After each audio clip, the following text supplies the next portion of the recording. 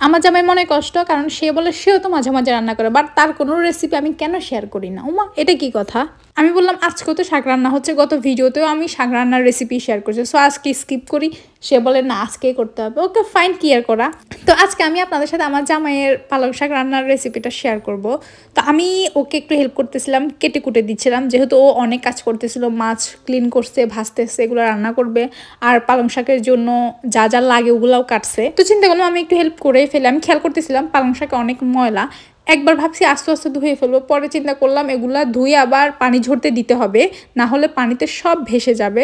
তো প্ল্যান করলাম কেটে সুন্দর করে এরপরে ধুবো। নর্মালি আমি যে কোনো শাক 15 থেকে 20 মিনিটের মতো পানিতে ডুবিয়ে রাখি, যাতে ময়লা থাকে এগুলো সফট হয়ে যায়, বা ঝাড়া দিলে বালিগুলো নিচে পড়ে যায়। দেখেন কাপড় যেমনি পরিষ্কার করে আমি কিন্তু শাক ওইভাবে পরিষ্কার করি। আমার অন্যান্য ভিডিওতেও আপনারা খেয়াল করবেন। ভাই, শাক খাওয়া অনেক ঝালের ব্যাপার, অনেক পানি যায়। নর্মালি তো আমার 15 লিটার পানি যাই শুধু শাক ধুইতে। আমি যেহেতু 2 থেকে 3 বার ধুই, অনেক সময় তো 4 বারও ধোয়া হয় যদি সেই শাকে বালির পরিমাণ বেশি থাকে। তো আমি শাক ধুয়ে আরও ভিজিয়ে রাখছি। আমার জামা এখানে শাক রান্নার যে প্রসেসিংটা সেটা শুরু করে দিয়েছে, সে নাকি কষিয়ে রান্না করবো। ওকে ফাইন, আমি নর্মালি ডাল দিয়ে রান্না করে ফেলি।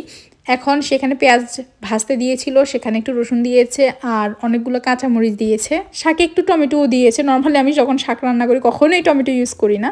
তো হলুদ গুঁড়া দিয়েছে আর মেবি একটু জিরা গুঁড়া দিয়েছিল, ব্যাস, আর কোনো কিছুই সে ইউজ করে নাই এই শাক রান্নায়। আমিও তার থেকে একটু শিখতেছিলাম ডিফারেন্ট ওয়েতে। ধোঁয়ার জন্য আসলে কিছুই দেখতেছি না, নিজেও আপনাদেরকেও দেখাতে পারতেছি না। আর পরিমাণ মতো লবণ দিয়ে দিয়েছে। এই তো মোটামুটি বেসিক যে জিনিসগুলো সেগুলো রেডি। এগুলো কষানোর পরে ও শাকগুলো দিয়ে দিয়েছে। শাক ভালো করে নেড়ে চেড়ে ঢাকা দিয়ে রাখবো। যখন ঢাকা থাকবে এমনি শাক অনেক সফট হয়ে যাবে, পানি বের হয়ে যাবে। তারপর আমাকে মাছ বাছতে লাগাই দিছে যে তুমি এগুলোর কাটাগুলো পরিষ্কার করো। ওকে ফাইন, আমি দাঁড়িয়ে দাঁড়িয়ে পরিষ্কার করতেছিলাম। কাটা যেহেতু লেজে অনেক থাকে তো একটু টাইম লাগছে। পরে আমি এইভাবে পারতেছিলাম, একটু পানি অ্যাড করে, তখন মনে হয়েছে যে সহজ হয়েছে আমার জন্য। অ্যান্ড ফাইনালি আমার ক্লিন ডান। লেজ দিয়ে শাক রান্না করলে এমনি মজা হয়। আর ও যে কোনো শাকের ভেতরে একটু ডাল না দিলে তার চলেই না। তো এদিকে যে আমি লেজগুলো পরিষ্কার করছি সেটাও অ্যাড করে দিবে।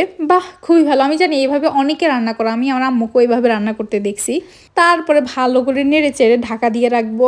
আর ও একটু আলু অ্যাড করে দিছে। আলুটা যেহেতু তাড়াতাড়ি সিদ্ধ হয়ে যায় সো একটু পরেই অ্যাড করছে। পানিটা একদমই কম দিছে, যেহেতু শাক থেকে এমনিই অনেক পানি বের হয়। এই যে শাক রান্না ডান। আজকে আমাদের শাকের সাথে থাকবে মাছ ভুনা, একদম কাঁচা কাঁচা টমেটো দিয়ে, আর সাথে তো ডাল ছিলই। এটা এত মজা লাগছে, এটাও আমার জামাই রান্না করছে। এটা জোস লাগছে। আর হ্যাঁ, মাছটা কিন্তু একদম নদীর ফ্রেশ মাছ ছিল, তাই মেবি একটু বেশি মজা হয়েছে।